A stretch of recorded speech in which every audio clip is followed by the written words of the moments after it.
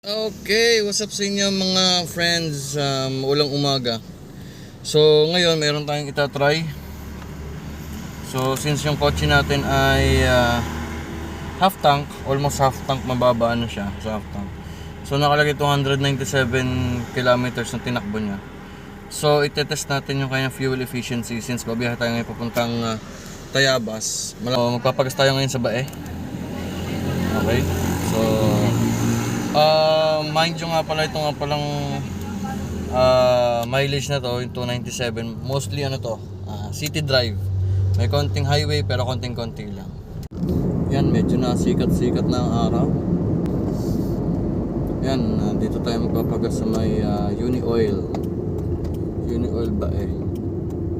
59 ang isang litro. Kuya, unleaded po. Ating mileage 305. Medyo. Yan, so pumapatak 37 liters na siya. Yan. 37.3. Nakapagpagasa tayo. So pumapatak na ang ating naikarga ay around 37.31 liters. So 2,200 dapat siya pero may discount kasi may card. Bali 305 yung kilometers, so parang pumapatak siya ng 8 point something liters. Mamaya compute natin. Pero ngayon pupunta naman tayo ng Tayabas. Ayan, 0-0 natin. Babalik tayo, magpapagas ulit tayo dito after natin ng Tayabas. Ayan, so dito tayo sa highway ng Kalawan.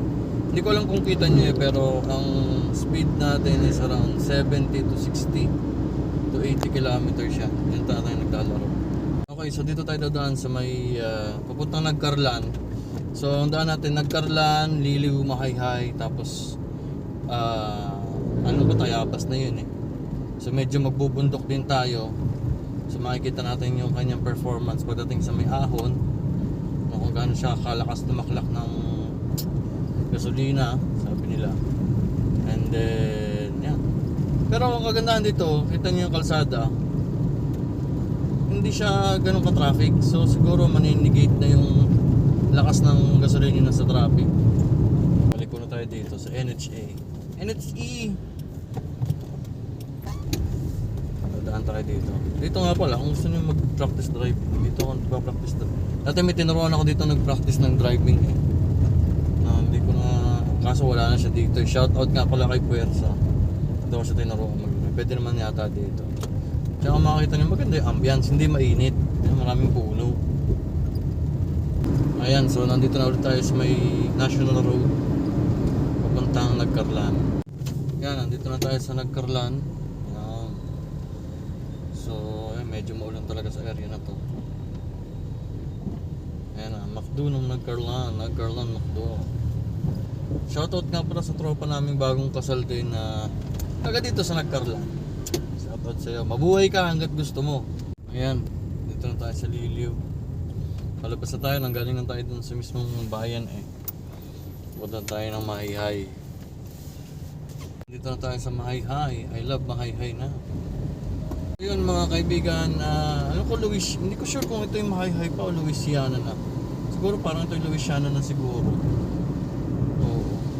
Ito, ganito kalsada dito, liko-liko tapos ahon-ahon. Yan. So medyo nasa 2,000 RPMs tayo. 2,000, 2,500. Kasi nag-aahon-ahon tayo eh. So makikita natin yan pagbalik natin doon sa gas station. Ayun, may nakasulat. Ano kaya ang nakasulat dito? Samil. Galing ka ng Laguna, o dadaan sa Mahayhay, Liliw. Ito yung daan papuntang Kamay ni Jesus. Yan. Dito kayo dadaan. Tabingi kasi yung camera ko. Yan, may mga bypass road dito na papuntang Kamay na yun. So, nandito na ako sa aming pupuntahan sa Fisher's Lake. Tayabas to, Tayabas. Ayan, makikita nyo may aeroplano dun. So ayan, nakarating na tayo. Eksaktong 50 kilometers yung tinakbo natin. Wala pa naman bawas. Siguro mga 50 kung 10 enough. 5 to 7 liters siguro. Estimate ko lang naman, estimate ko. So ayun natin temperature. Ito yung temperature natin sa kabila. So nandito na tayo sa Fisher's Lake. Ayun, may tilapia.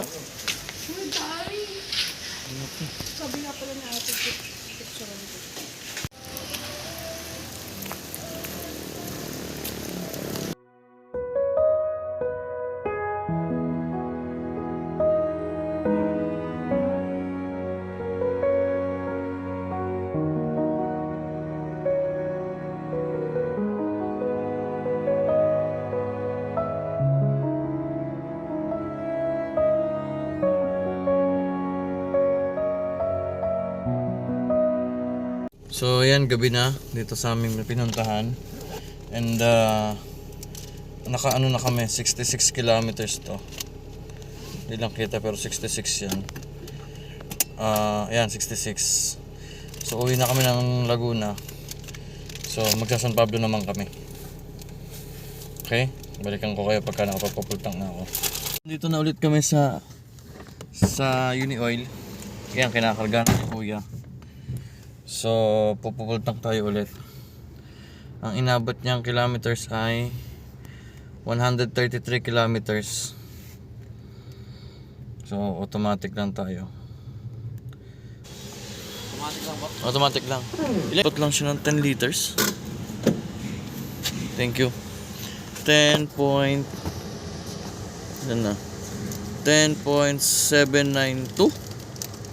Wow. Tapos dito sa ating dashboard, tayo ay umabot ng 133 kilometers. 0.6 to be exact. Yun, so makakompute na natin yung gas mileage natin. Yung ating gas fuel consumption ng 1994 na Toyota Corona na may ganyang kataas na mileage. Na puro naman to mga highway driving halos. Okay? Palang pinagpagasan namin ay same pump kanina. Nung umaga ako nagpagas. Alright, so same pump siya, same pump. 10.79. Alright, 10.79 sa 133 kilometers. Alright, so tara na, uwi na tayo.